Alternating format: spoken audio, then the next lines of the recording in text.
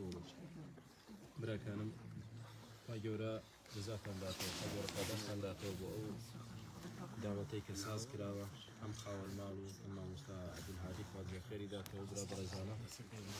كهاتون بارك الله فيكم فاجورا بركة برجي بسر مالتان وحالتان وجيانتان مردمتان ودواروشتان بخاتينا وجوانا كان بارك الله فيكم بسيارة كلمة موسى عبد الهادي ناوي سلفيته وهابيته أو جورشتانا زور دوتريت تشيا الموضوع سلفية تشيا وهابية تشيا وإسلام كافيني مسلمان دين تواو بيقومان براكانم خواهي قورة فرمي هو سماكم المسلمين من قبل وفي هذا خواهي قورة إيمينا وناو مسلمان والله بس مسلمان وبس وبيوست من بهيج ناوي ترناكا أجر بيتو تشويشو و تشواشكاري دروز نكرت تلبيس نكرت هو مسلماني هيجي ترنيا مسلمان وتاو والله بناوي إسلام ولا ناو دائري إسلام دا خلقانك تباشا دكين إسلاميان برو شرق وبرو غرب برد برو برزي وبرو نزميان برد برو قورانكاري و بدعكاريان برد برو زيد الربي وشرويان برد ويستا هر يكش فرقيك وهر يكش جروبك وناويك بو أوي أو إسلامي كفي غمبري خوال سري هاتبو عليه الصلاة والسلام في هاتبو صحابة لسريبون الإسلام جاكينوا لو همو بناو إسلامي فيك داهن دراوة زيادة رويت داكراوة رويت داكراوة ضلين شي هم دمانيو مسلمانك بين كفي غمبري خوال سريبو عليه الصلاة والسلام يعني شي السلف الصالح السلف الصالح يعني بيشيد شاكا كان من والسابقون الأولون من المهاجرين والأنصار لا حاولاني في عمر إخوة عليه الصلاة والسلام وفي عمر إخوة عليه الصلاة والسلام بس كان دين بوا دين إسلام شون دين إسلام أوان شون تيجي يشتن شون ممارسة ينكر إما مسلمانيش بوشي وازا إسلامتي كما ممكن شوكا وايلي هاتو سبحان الله تماشادك إسلامي كردو إسلامي تركو إسلامي عربو إسلامي صوفي إسلامي خوارج إسلامي داعش إسلامي حزباتي أو هموي بناوي إسلام وذكره بحقيقتش دا يق إسلامه كامية أو نية كمن بأيوي ضلين بو أيوي داب الرجم دا خوموا نا إسلام أويك في عمر إخوة عليه الصلاة والسلام للا ينفر وردقاره وبويهات من الله الرسالة وعلى الرسول البلاغ وعلينا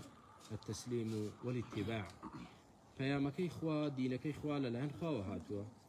وفي غمبر كمان عليه الصلاة والسلام راي جياندوا وصحابش جيب جيان كردو تطبيق يان كردو وبريمش يان جياندوا إمش بيستشون أو إسلامت يكرين بلا كانوا بلام تماشا دكين بونا شيرين كردني أو إسلامت يكوكو خويتي دين ناوي شتري لدلين أما أنا وهابي ما بستيان شيا ما بستيان أويا على أساس شوين كوتي بياويتشين لا سعودية كناوي محمد بن عبد الوهاب محمد بن عبد الوهاب زانايك عالميشي مسلمان وهيشي ترناه بلام مجدد بو يعني لسردمي خويدا مسلمانان برتوازة بون مسلمانان بارشة بون لا كعبة شوار من بردان درابو حنفية بجيا شافعي بجيا مالكي بجيا حنبلي بجيا كسي نوشيان لدوا كسي تريان ندكرت انجا عقيدي خرافته وقور برستي وشخص برستي زهر بلاوبو او عالم خواي قورة زايداته وهاتوا وتي يكميان اويك خريشي شخص برستي وقور برستيا واز بين ديني خوا اوانية ديني خوا برستيا وايوش كاوا بناوي شافعية وحنبلية حنفية مالكية آوا تفرقة تدا كز نوج لدوا كسي ترناكا كس كجنادا تأويتر أمش لدين إسلام دانية دين إسلام يجي إسلامه نا إمام أحمد بورازية نا شافعي بورازية نا مالك نا هيك لو إمام برزانة بورازينين إيوا آوا دشبيك بنو لجاتي شوار مدرسي فقهي بيك نشوار دين كز بكز رازينه به أو بو كدي أنا وياك منبرو وياك إمامو هم مسلمان لدواي يكتروا بيك ونوش بكانوا جا على أساس أوي كباسي قرآن وسنة كباسي تنها خوا برستيب كباسي دليل كادلنا وهابية يعني شوين محمد كوري عبد الوهاب لا والله إما شوين محمد كوري عبد الله كوتين عليه الصلاة والسلام كرسول إخوايا غيري أو شيخ محمد بن عبد الوهاب به إمام شافعي به إمام مالك به همویان زانای برزی ئەم ئومەتەن تاجی سەرمانن هەموو زانایانی ئیسلامان خۆش دەوێ لە فتوایەکیاندا کە پێکا بێتیان بە قسەیان دەکەیت کەنەی پێکا بێ عوزرێکی بۆ دێنینەوە و دەڵێن ئینشاءڵڵا ئەجری ئیجتیهادەکەی هەیە بەڵام لە هەڵەدا بە قسەی کەس ناکەین بەڵام ئەوەی کە لەم سەردەمەدا بۆ ناشیرنکردنی ئەو دینە جوانەی کە پێغەمبەری خوا لەسەری بوو عەلەیهی سڵات وسەلام ئەو ئیسلامەتی کە سەلەفی صالح لەسەری بوون چۆن دەیانەوێت لە پێشچاوی خەڵک ناشیرنیکەن بە سێ تۆمەتی گەورە سێ تۆمەتی زۆر گەورە دروست دەکەن کە دەیانەوێت خەڵکی لێ بڕەتێنن یەکەمیان پەیوەندی بە بەینی خۆمان و خواوەیە دووهەمیان پەیوەندی بینی ئێمە و موسڵمانانەوەیە سێهەمیان پەیوەندی بینی خۆمان و دەسەڵاتدارانەوەیە لەو سێ خاڵە دەڵێن سەیری سەلەفیەکان کەن بزانن چۆن لایەنداوە لە ئیسلام با بزانین ئەوەی کە پێی یەکەم خاڵ یەکەم شوبهەیان ئەوە لەلایەنی سۆفیەکان و دەروێشەکان و وەلحاصل شیعەکان و هەر هەمویان خاڵی یەکەم زۆر بەلایەنەوە جەوهەریە و گەورەیە کە دێن تانەوتە شەری پێ لە سەلەفیەکان دەدەن چییە؟ سەلەفیەکان ڕێز لە پیاوچاکان ناگرن و قەدری ئەولیا نازانن و قەدری ئالوبەیت نازانن و دژمنایەتیان دەکەن دەڵێن ئێمە نەمانزانیوە دژایەتی ئالوبەیت بکەین تاجی سەرمانن و نەشمانزانیوە دژایەتی ئەولیای خوا بکەین ئەولیای خوا بە هەمان شێوە تاجی سەرمانن خۆشەویستمانن جا شێخ عەبدولقادری گەیلانی بێ هەر یەکێک لە پیاوچاکان بوو بێت ڕێزمان هەیە حرمەتمان هەیە بۆی بەڵام ناکە ئەوە بە بێڕێزی بزانن کە ئێمە وەکو ئێوە نایان پەرستین ئەوە نقطەکەیە ئێمە کاتێک کە دەڵێن هاوار بەکە پیاوچاکێک مەڵێ یا حوسین یا عەلی یا عەباس یا عەبدولقادر یا کاک ئەحمەدی شێخ ناکە وا تێگەیش بنەمە بێڕێزیە نەخێر ئەوەی ئێوە دەیکەن بێڕێزیە بەرامبەر ڕەب العالەمین بۆ چونکە ئێوە مەخلووقێک دەبەنە ئاستی خالق ئێوە کە دەڵێن یا ئەڵڵا دوای دەڵێن یا حوسین دوای دەڵێن یا عەباس دوای دەڵێن یا شێخ عەبدولقادر یا کاک ئەحمەدی شێخ یا بەدەوی یا چی ئەوەی ئێوە دەیکەن بێڕێزیە بەرامبەر ڕەب العالەمین چونکە خالقێک ئێمەی دروست کردو و بەس و هەموو نەفع و ضڕ قازانج و زەرەر ژیان و مردن فەقیری و دەوڵەمەندی خۆشی و ناخۆشی بەهەشت و جەهەنەم هەر هەمووی بەدەست ئەوە بەدەست کەستر نییە کەواتە کاتێک ئێمە دەڵێن ئەوانە نابێ بپەرسترێن هانەیان بۆ نابین پشتیان پێ نابەستین داوایان لێ ناکەین سوزدەیان بۆ نابین تەواف بە دەوری قەبریاندا ناکەین ئەوەی ئێمە بێڕێزی نییە ئەوەی ئێمە تەوحیدە تۆ ئێستا دەتەوێت وا لە خەڵک بگەیەنی کە سەلەفیەکان ئەها دژی پیاوچاکانن بێڕێزی دەکەن بەرامبەر پیاوچاکان یعنی کە من وتم پیاوچاکان ناپەرستم بێڕێزیم بەرامبەری کردووە نا دەڵێم دەبێت لە مەقامی خۆی بێ مەقامی خۆی چییە؟ بەشەرێکە بەڵام ساڵحە بەشەرێکە بەڵام ڕێز لێ گیراوە بەڵام خوانیە من کە بڵم یا ئەڵڵا ئەوجا بڵم یا شێخ عەبدولقادر نابێ ئەوە کوفرە بنص قرآن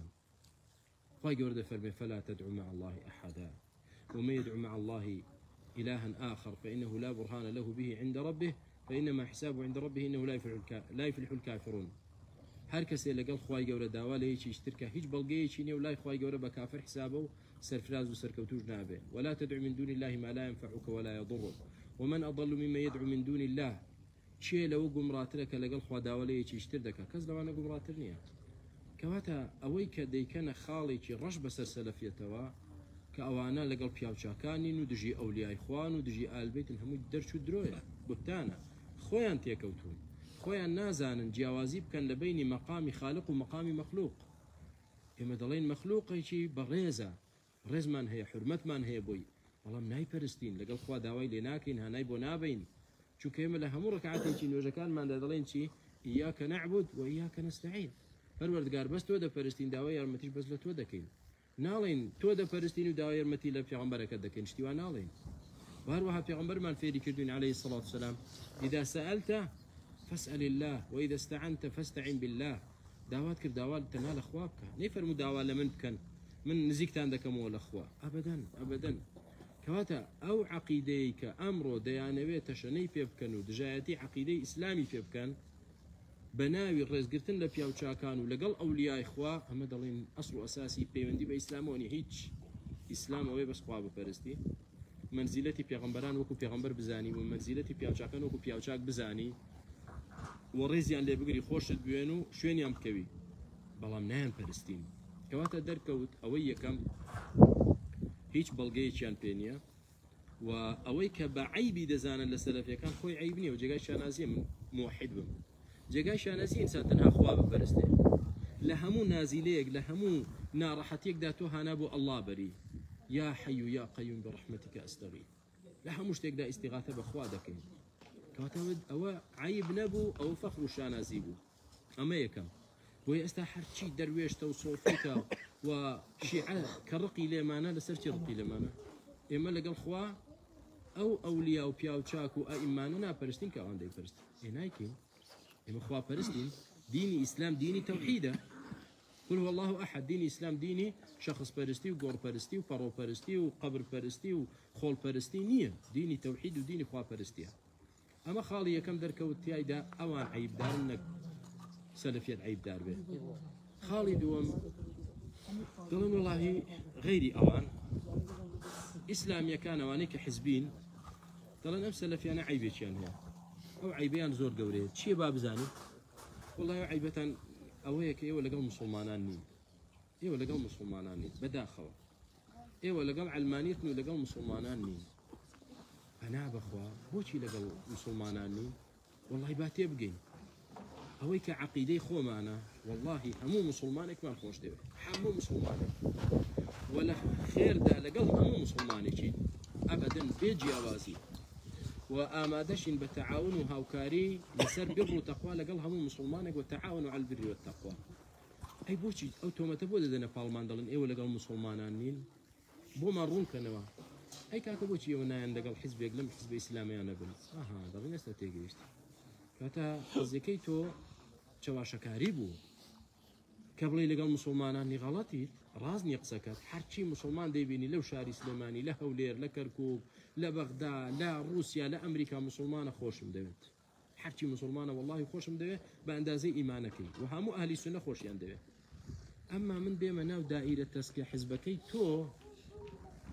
كدوينه وبيري دروست تكردوا ايكاك نايم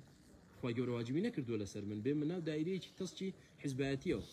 تو خود دروست بيش تو ام حزبها ابو نوالان ابو اي شي دروست كد تو دروست كد اي سبي كمردي سبي دو سبي وحزب لاني هالوشه اكوتا هیچ پەیوەندی بە دینداریەتیەوە نییە ئێستا من کە لە ناوی دانەبم تاوانبارم و کە لە ناوی دابم ئەوە من پیاوی چاکم و لەگەڵ مسلمانانم و ئەمە غەڵەتە وانییە براکەین تێگەیشتی تۆ بۆ خۆت دائیرەیەکی بچووک حیزبێکت دروست کردووە و بەوەی خۆت دڵخۆشی کۆمەڵیش تریش حیزبێشتریان دروست کردووە کۆمەڵیش تریش حیزبێشتریان دروست کردووە بە ناوی ئیسلامەوە ئێمە دەڵێن خوای گەورە ئەمری بەوە پێ نەکردووین پەروەردگارمان وەکو مامۆستا لە نوێژی عیشا بۆی خوێندین فرموا ولتكن منكم أمة يدعون إلى الخير ويأمرون بالمعروف وينهون عن المنكر وأولئك هم المفلحون ولا تكونوا كالذين تفرقوا واختلفوا من بعد ما جاءهم البينات وأولئك لهم عذاب عظيم فرقاد فرمي إيه أمتك بن دعوتك البودين إخوة أمر بشاكدك نهي لمنكردك وكو أوانا مبن كتفرقونا كوشي كوتبينيان دواء بيانيان بوهات حقيان بوهات آياتيان بوهات أوانا سزايشي مزنيان بوهات كوتا قرآن ده فرمي لقل تفرقت شيء مبن وأخوة جود فرمي ولا تكونوا من المشركين من الذين فرقوا دينهم وكانوا شيعا كل حزب بما لديهم فرحون وكو مشركة كان مبن مشرك بارشا بارشا وحزب حزبه هي أمة إسلام يد أمة وأن هذه أمتكم أمة واحدة أمة إسلام يك أمة دين كمان يك دينا بيشوا من يك بيشوايا كوتا إما نبيكم مشركة كان بين حزب حزب وكل حزب بما لديهم فرحون هر حزب بوي خوي دلي خوشا اما جاين اما دبي انما المؤمنون اخوه المسلم اخو المسلم كشي دير راك طلع اي بوشي امان حزبيان هيا بوشي علماني كان حزب وجروبيان هيا بوشي امان مان بي اخوه فرمي ولا تكونوا من المشركين من الذين فرقوا دينهم وكانوا شيعا كاكتو وكو جولاك ما ببون بحفتاويه وكو نصراني ما ببون بحفتاو دو فرقه باي ماش نبين بحفتاوسي غلطة وكبوتو لقل حفتاو دوكا مبا لقل تفرقة مبا لقل تيقراي مسلمانة حرشي مسلمانة برامو من لوان جيانيم اوان لمن جيانين يعني ايوه خوتان حزبك حزبك دروزك انه والله برا حاشا وكلا باخوانا حزبين نسر كردمان هي ونا مكتب سياسي مان هي ونا تنظيمات داخلي من مسلماني دمان منيش وتوش وهمومان كاك بالسر او دين برون بيغمبري لسر عليه الصلاه والسلام او ديني ابو بكر وعمري لسر حكي ترنا اما بلا والله ايوه حزبك انه باخوا حزبني ابدا حمو مسلمانان ما نخوش دبي بفرق جیاوازی بە ئەندازەی پابندبوونیان بە قورئان و سنتەوە کەواتە لە شوبهەی دووەم کە سەلەفیەتی پێناشیرن دەکەن چێ ئەوەی کە ئەمڕۆ پێی دەوترێت ئیسلامی سیاسی ئەمەی پێ دەوتری حیزبە ئیسلامیەکان ڕەخنەیان لە سەلەفیەکان چێ کاکە سەلەفیەکان لەگەڵ موسڵمانان نین ێ بڵێ سەلەفیەکان نایەنە ناو حیزبەکەی ئێمەوە ئەوەت ڕاستە ئەمما لەگەڵ موسڵمانان بۆ لەگەڵ موسڵمانان براکەیمە ئەمە بوهتانە غەڵەتە آخر کاکەی بۆ دەنگمان پێ نادەن خۆت لەناو خۆتاندا ساختان کردوتەوە دەنگ بە چێ بدەین بە کۆمەڵی بدەی یەکگرتو تووڕێ بە تۆ یەکگرتوی بدەی بزوتنەوە تووڕەیە تێگەیشتی خوا دەزانێت لە داهاتوو چەند حیزبیتر دروست دەبێت بە هەر حاڵ ئەمە ئەوە بە وەسیلەیەک دانانین کە شەرعی بێ ئەوە وەسیلەیەکە دیموکراسیە دیموکراسیەتە دینی دیموکراسیەتە نەک دینی محەممەد بێ عەلەیهی سڵات وسەلام بۆ یەکە من دەنگ بە تۆ نەدەم تۆ ببیتە ئەندام پەرلەمانێک و پارەیەکی باش وەرگریت و هیچیش لە مەوزوعەکە ناگۆڕێ گوناهبارم مەکە مەڵە وڵات تۆ تاوانباری لەگەڵ موسڵمانانی چکە دەنگت بە من نەدا بچم لەو شوێنە دانیشم و پارەی باش وەرگرم کاکە هیچ پەیوەندی بە دینەوە نییە ئەبەدەن هیچ پەیوەندی بە دینەوە نییە ئەوەندە لە ڕێگای پەرلەمانەوە ناتوانانی هیچت نەگۆڕیەوە تا ئێستا هیچمان نەبینیەوە بگۆڕێ کەواتە ئەمەش تۆمەتێکی درۆ بوو کە دەدرێتە پاڵ سەلەفیەکان وەڵا ئەمە لەگەڵ موسڵمانان نین یعنی کەئەنەما بەس خۆیان موسڵمانن ئەو باقی ڕەشوڕوتی موسڵمانانی دنیا هیچی موسڵمانی ئێمە لەگەڵ هەمووی بەس لەگەڵ حیزبایەتی نین دەڵێ ئێوە لەگەڵ موسڵمانان نین ئەمەش دەرکەوت درۆیە کاکە وەڵا لەگەڵ تۆشین لە حەقدا بەڵام لە حیزبایەتیەکەتدا لەگەڵت نین چونکە تەفرەقە دروست دەبێ و موسڵمانان پەرتەوازە دەکەیت سێم شوبهەکە دروستی دەکەن وتمان یەکەم پەیوەندی بینی خۆمان و خوا ئەوان سۆفی دەروێش دەڵێن دەبێ نابێت و ڕاستە و خۆ لە خوا داواکەی دەبێ واستەت هەبێ دەبێ شێخێکت هەبێ واستە بێت و داوا لێ بکەی ئەو بۆ نەقڵکا بۆ خوا دەڵێن نەخێرەمە واستەمان نایە ڕاستە خۆ لەگەڵ خوا وإذا سألك عبادي عني فإني قريب خواهی پەروەردگار خۆی نزیک دووەمیان پەیوەندیمان لەگەڵ موسڵمانان دەڵێن ئێوە لەگەڵ موسڵمانانی پتمان وەڵڵا برا لەگەڵ موسڵمانانی بەخوا ئەمما بڵێ نا لەگەڵ موسڵمانان واستەیەکی پێویستە ویش حیزبایەتیە دەبێت لە ناو واستەی حیزب دابێت دەڵێن نەخێرە واستەیەمان ناوێت لەگەڵ تێگڵای موسڵمانان خاڵی سێهەم ئەوەیان بەلای زۆرینەی خەڵکەوە عیبەیەکی گەورەیە تاوانێکی گەورەیە جەریمەتێکی گەورەیە چییە؟ پەیوەندی سەلەفیەکان لەگەڵ دەسەڵات و حکوومەت کاکە ئەمانە ناڕژێنە سەر شەقام ئەمانە قسە بە حکوومەت ناڵێن ئەمانە مزاهرە ناکەن ئەمانە بێدەنگن لەو هەموو گەندەڵی و زوڵم و ستەمە بێدەنگن ئەمانە جیهاد ناکەن وەرحاصل دەڵێن وەڵاهی با بزانین ئایا ئەوەی ئێمە دەیکەین شەرعیە یا ئەوەی ئێوە دووەمیان ئەوەی ئێمە دەیکەین لە مەسلحەتی میلەتە یا ئەوەی ئێوە هەردووشی بە دەلیلی نەقلی و عەقلی بدليل القرآن وحديث وبدليل عقل واقعش باقصد بكين يكميان أمري خوا وأمري بيغمري خوا عليه الصلاة والسلام بتشيا يما تشون ما ملكين لقلد الصلاة دار بتشي وازك بململانة كردن يا بنصيحة كردنو وفرمان بچاك كردنو نهي لخرابة كردنو وهروها بصبر قرتنو برش بستن بخوا وقرانو ولا إخوا كاميان أويان يا با كافر كردن و ڕوبە ڕووبوونەوەی چەکداری ئەگەر سەیری قورئان کەین پێمان دەڵێت دوو جۆر سەرکردە هەیە حەدیث پێمان دەڵێت دوو جۆر سەرکردە هەیە یا کافرە یا موسڵمانە ئێ باشە بە سەرچاو ئەگەر کافر بوو سەرکردەی وڵات چۆن مامەڵەی لەگەڵکەین بەڵێن ئێمە ناین لە خۆمانەوە شەریعەت دابنین دەگەڕێنەوە خزمەت قورئانەکەمان بزانین قورئان هیچ نمونەی بۆ باس کردوین چۆن مامەڵە لەگەڵ سەرکردەیەکی کافر بکرێ هەم کافر بێ هەم زاڵم بێ هەم ستەمکار و گەندەڵ بێت بەڵێ لە نوێژی مەغرب مامۆستا فوئاد چی بۆ خوێندین چێ لە بیریەتی لە ڕکعەتی دووەم هەل ئەتاکە حەدیث موسى ئایا قسەی موسا لەگەڵ فرعونت بیستووە ئەی محەممەد عەلەیهی سڵات وسەلام بۆ هاتووە دەیزانی دەوەرە با بۆت باسکەم کاتێک کە پەروەردگار بانگی دەکات دەینێرێ بۆ لای فرعون کە فرعون دەیوت چی ئەنا ڕەبوکم الأعلى ئەمە وەکو کوفر ئەی وەکو زوڵم چی لو بني إسرائيل يداما ذكر يذبح أبناءهم ويستحيي نساءهم قرآن يعني دكوشت سري دبريك كان يعني بو خزمتي خوي دهشتوا باش پروردگار موسى نار بولاي فرعون بنرمي نصيحتي فرعون كرت أما هيك قومك داوان لموسى ذكر أي موسى توشتك من بوناكي موسى عليه الصلاة والسلام دي فرموتي يا قوم استعينوا بالله واصبروا استعينوا بالله داوي يرمتي الأخواب كان ما يقولوا في اليمن كي بهانا من برزقار من كان واصبروا صبر اشتان به فلما كان إن الأرض لله يورثها من يشاء من عباده تيتر والعاقبة للمتقين أي خلشينا أي ملة تبقى أم زوي فرعون نية أم زوي الله دزاني ديكاتا ميراد بوچه ديداتا چه أو كساني كخوا خوي ديبن بلام چين والعاقبة للمتقين استعينوا داوي يارمتي لأخواب كان صبر تان به تقوى تان هبه أم زوي بو ايوه دبيو فرعون نامنه صبر تقوى يارمتي لأخوا وقرن بحش آية نتيجة أو صبر قلتنا يعني أو تقوى دارية يعني أو يارمتي لأخوا ورقتنا نتيجة كي تشيبو خواهي قولة فرعوني لنا وبرت موسى لنا يبرت يا بني إسرائيل لنا يبرت رب العالمين پروردگار لنا يبرت أجينا بشانو بازوي موسى بني إسرائيل لنا ونشو أوان رايان كرت لدستي فرعون خواهي قولة فرعوني غرق كرت خواهي قولة لا يبرت خواهي قولة خوي ظالم دينت بسر دادنه وخوشي لا يدبا چون ديهنه وچون لا يدبا ديهنت كاتك خلق خرافة ظالمي بو دينه أي كي لا يدبا كخلق توبي كردو قرايا ولا إخوة خواهي قولة لا يدبا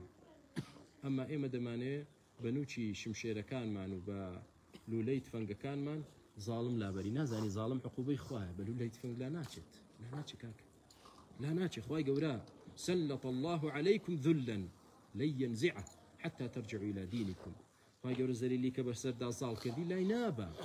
محاولة بك خود بينه وببا لا ينابا حتى ترجعوا إلى دينكم تا نقرنوا دينك تا توبنا كان تقوى دارينا كان خواهي قولة سرد لا نابا نانا من لا يدبن برقاء ديمقراسي لا يدبن حتوه بحساب دلي من بويا أولا دبن حكم بشرع إخوانك كتي خود بشرع إخوانات لا يبين برقاء ديمقراسية لا يبين بوي براكم كسيري قرآن كين أجر حاكم كافر وبزانه موسى شون معمولي لقوا حاكم كافر كين وشي بملتك يقول وتدي أمره باهمومان بهيك بارتشا بتشينا بردرقاي قصر كيف فرعون بحمومان شهيد بين أخيرات بن بياوبن نو استعينوا بالله واصبروا إن الأرض لله يورثها من يشاء من عباده والعاقبة للمتقين أوايدو براكم استا إما أمره آوا بخلق بلين أوا أجر لسقسي إيو حاكم كافر به أجر آوا بخلق بلين كاكي من الشرع لا من داوا يا بجوري قرآن نصيحتي خلق ما كردوها أميك أي أجر حاكم مسلمان بو أجر حاكم مسلمان بو في عمر عليه الصلاة والسلام أمري في كردوين كجورايل بين لشاف كيدا وجورايل جنابين لخرافة كيدا فلام نابي فتنش دروسكين نابي أجاروش دروسكين صبر تقريب تسألون الله الذي لكم وتؤدون الحق الذي عليكم أو حقي لسرت بيه هلسا أو حقي بوتوش داوى لأخوابك كاكا تشي داوى لأخوابك كاكا توسي قد بأخوانيها في دواء داوى حقي خود لفروردقار في حق بسنة ناي سنة داماو إخوائي قولوا حقي بني إسرائيل نسم بويتو ناسنة بس متماند بأخواني وثقة فيني وإيمانة فيني قال تدلي ذا كم حديثة بوباز بكريه في عمر إخوة عليه الصلاة والسلام فرمي تؤدون الحق الذي عليكم وتسألون الله الذي لكم داوى لو خواب كان أو حقي حتى أنا لسلام حكومة داوى لأخواب كان قال تيدي دي بس يجيب وده كمان مثلا داوى لأخواب كان يعني أوا دانيش نسري خو مان كسكين أنت كيف يقول إما قرآن وحديث بوباز لكن كتو قبول الدنيا فرموا برا شون تشنجار شون نسر شقام أري برهم كي تجيبوا كاكا أو ثمان دليلي نقلي أو جا دليلي عقلي برهم كي تجيبوا شون نسر شقام غيري ويهر جاري دوسي جنجي داماوي فقير وهجار لا شكيان بجيد يلنو دقرينا و هيج تام بهيج نكير جاء أوي أو نصيحتي كسلفي كان دي لين وبملتي ده كان أول مصلحتي ملتا يا أويك صقل وكان وتربية حماسية كان كبيع علم وبيد منهج خلشي لهاند خلق هانددن كان ين مصلحتي ملته وكان ين موافق شريعته خەتیبێکە دەچێتە سەر میبەر و وتار دەدا و خەڵکان دەدا و شەحنی دەکا و پۆمپیان دەدا حەقیەوەی نی چی ڕوو دەدات چی ڕوو دەدات کێشەی نییە میم دەرکەوێت کە بەڕاستی ئازایە بەغیرەتە بەغیرەت چاو نەترسە چاو نەترسی وا مەزانە بەخوا تۆ تەڵەیەکی تۆ چۆن ڕاوچی کاتێک کە دەچێتە ڕاو خواردنێک دادەنێ بۆچی بۆی نێچیرەکە بەرەو تەڵەکە بێت تۆیان کە هێشتۆ تۆ ئەو تەڵەی گەنجی داماوت پێدەگرن وێ دەستکاریت ناکەن وا مەزانێت تۆ خزمەت بە ئیسلام مسلمانان دەکەی دەی بزان دی چێ لە دەوری تۆ دەسۆڕێتەوە بۆی ئەوانە ڕاوکەن بە تۆ تۆش وا دەزانی خزمەت بە ئیسلام و بە گەنج و بە مسلمان دەکەی وا مەزانە خزمەت دەکەی بۆی هەرچی گەنجی داماوە کە خاوەنی لە سەتا دەی قسەکەی تۆی نەکردووە لە سجنە ئەی بۆچی تۆ سجن ناکرێ عەجەبەن کە تۆ دە ئەوەندەی ئەو قسە دەکەیت ئەو بزانە دیارە شتێک لە ئارەدا تۆ تەڵایەکیت ڕاوت پێ دەکرێت بۆیە براکەم ئەوەی کە دڵێن عیب کاکە سەلەفیەکان لەگەڵ حکوومەتن یعنی عەجیبت لێ دێ کە تۆ نەسیحەتی کەسێکی بڵێ برای خۆم خۆت مەخە ناو ئاگرێکەوە بێ بەرهەم بێ نەتیجە ئاها تۆ بەخوا دۆستی ئاگرەکەی کورە بابە دڵێم تۆ مەسووتێت بۆ تۆمە بۆ تۆ دۆستی ئاگرەکە نیم بۆ دۆستی ئەوەش نیم ئاگرەکەی کردوتم پەرۆشی تۆمە نا بەخوا مادام قسە حکوومەتە ناڵێن و ڕخنە ناگرن ێ ڕخنە چی بگرین کار وەڵای وەکو تۆ حاڵمان حاڵی تۆی ئێمەش وەکو تۆ لەم وڵاتەدا دەژین تێگەیشتی وەکو تۆ دەبینین قابلە نەبینین گەندەڵی هەیە زوڵم هەیە نادات پەروەر هەمووی دەبینین ئێ بەڵام چارەسەریەکەی چییە ئێستا من بێم تا بەیانی باسی گەندەڵی حکوومەت کەم ئێخۆ پێی ناوترێت کەسێکی زیرەک دەزانی زیرەک چێ زیرەکەوەیە کە دەرمانەکەت بۆ دادنێت چارەسەریت بۆ دادنێت تۆ بڕۆ لای دکتۆرێک و تۆ خۆت چاک دەزانی کاکە گیان فقراتت هەیە و ئینزلاقت هەیە و دەچیتە لای دکتۆر یەک سەعات قسەت بۆ دەکات نەتیجە کاکە تۆ فقرات هەیە خوا بەخێر بیتەوە کاکە من هاتووم دەزانم فقراتم هەیە چارەسەرم چێ چارەسەر تۆ وەرە بابەت باس کەم فقرات چەند ناڕەحەتە وەرە من باز دەکەمەوە دکتۆرێک فقرات زۆر خەتەرە دەزانی دوای چیت بەسەر دێ با 10 ساعات بۆت باسکە چ سوودێکی بە تۆ گەیان هیچ بەڵام ئەوە سوودەکە عیلاجەکەت بۆ دابنێ بڵێ ئاوا بکە و ئاوا مەکە ئێتوەرە کاکە ئێوە بۆ باسی گەندەڵی حکوومەت ناکەن ئەمڕۆ پیرێژنێکیش دەزانێت گەندەڵی چییە مناڵێکیش خەریک کە فێر بێ بزانێت گەندەڵی چییە زوڵم چییە نادات پەروەری چییە هەموو دەزانێت کاکە هەموو دەزانێت کەواتە باسکردنی ئەوە نە عیلمە و نە سەقافەتە و نە دینە و نە دەعوەیە ئەی چی چۆن مامەڵە لەگەڵ ئەم واقعە دەکەیت دەی مامۆستا غیرەتتان هەبێ و ئەم خەڵکە هاندن و وابچینە سەر شەقام وەڵاهی غیرەتم هەیە بەس لە خوا دەترسێم ببمە سەبەبی خوێن ڕشتنی گەنجێک بە بەلاش لەوە دەترسم لە خوای گەورە دەترسم ڕۆژی قیامەت محاسەبەم بکە بێبەر هەمیشە دەزانم بێبەر هەمە کەواتە براکانم ئەگەر یەک حەدیث لە کۆتاییدا باسکەین بزانین ئەم سێشتەمان بۆ کۆ دەکاتەوە پێغەمبەر عەلەیهی سەڵاتو وەسەلام فەرمووی ئین الله يحب لكم ثلاثا ويكره لكم ثلاثا خوای گەورە سێشتی بۆ ئێوە پێخۆشە سێشتیشی پێ ناخۆش چی پێخۆشە إن الله يحب لكم أن تعبدوه ولا تشركوا به شيئا ئەوەی پێخۆشە بە تەنها بیپەرستن شەریکی بۆ دانەنێن کەواتە کاکی دەبێت شو سۆفی خوای گەورە ئەوەی منی پێخۆشە کە بە تەنها بیپەرستن شەریکی بۆ دانەنێن بەخوا شێخ عەبدولقادر ناکەمە شەریکی خوا دەبڕۆ دانیشە بۆ خۆ بگەڕێ بۆ دووەمیان وأن تعتصموا بحبل الله جميعا تي ولا تفرقوا هەمووتان دەست بە دینی خوا بگرن تەفرەقە نەکەن و حیزبایەتی مەکەن کەواتە کاکی حیزبی خوای گەورە ئەوەی منی پێخۆشە نەکە حیزبایەتی تۆ تۆش دابێت سێم چییە چێ پێم دەڵێ وأن تناصحوا من ولاه الله أمركم وإيوة نصيحتي خيرتان هبه بو أو كسي كاروباري إيوي خوای گەورە خستۆتە دەستیەوە نصيحتي خيرتان هبه پێی دەگەی نصيحتي چ خێری بکە بڵێ لە خوا بترسە تەقوای خوا بکە ئەو کارە بابە و شێوازەیە بەو شێوازە نەبێ تناصحوا نەیفەرموو وأن تنازعوا ململانێ فەرمووی تناصحوا نصيحتي کەواتە کاچی معارەزە خوای گەورە ئەوەی منی پێخۆشە یا ئەوەی تۆی پێخۆشە و ململانەیە کە هیچ بە هیچ ناکەیت هیچ یا نصيحتێکی خێر چکە دائما مرۆڤ کە تۆ بزانێت تۆ ململانەی لەگەڵ دەکەی عینادی دەیگرێت سەرکەشتر دەبێت لە هەموو هەوڵێکدا شکست بە تۆ بێنە کە بەس بزانێت تۆ نصيحەتی دەکەی ئامۆژگاری خێری دەکەی حەق دەخێتەوە پێش چاوی دڵی نەرم دەبێت موسا نەچۆ لای فیرعون خوای گەورە بڵێ ئەی فێرعەون من بۆ هاتوم تۆ لەسەر ئەم کورسیە لاچیت و من دانیشم يعني برو لاي نصيحتي بك فقل هل لك إلى أن تزكى وأهديك إلى ربك فتخشى برو نصيحتك إما أمر همي كرسي ديو كعما حزب لأراد همي ديو كرسي كبو أو بيت تو دبيلاتي بقلقنا يقندلي من دادنيشم إكاك كقبوليني كذا وقبولنا قال كرسي خوي لاتي وتو دانيشي هو إما مناصحة دكين ولا منازعنا كين جا سلف يدبر أمسي خالد جوهرية كذا لين سلف كان دژی پیاوچاکانن بەخوا وانە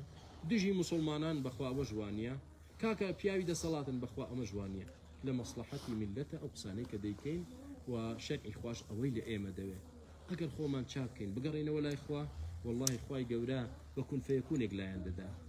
بەکون فەیەکونێک لایەن دەدا هیچیان ناهێڵێ ئەگەر خۆشمان چانەکەین و لە خۆمانەوە دەست پێ نەکەین بەخوا خوای گەورە هەر دەهێڵێتەوە بەسەرماندا جا هەر بقیڕێنین هەر پشێڕێنین هەر هاوارکەین هەر ناڕزایی دەربڕین هیچ لە مەوزوعەکە ناگۆڕێ خوای گەورە لێمان بورێ بۆ خاتمە و جوانەکان و سفەتە بەرزەکانی حەقمان نیشاندا وەکو خۆی بە شوێنی بکەوین و ناحەقیشمان نیشاندا وەکو خۆی لێ دوورکەوینەوە الحەمدولله صلی الله علیه و سلم رسول الله بارك الله فیک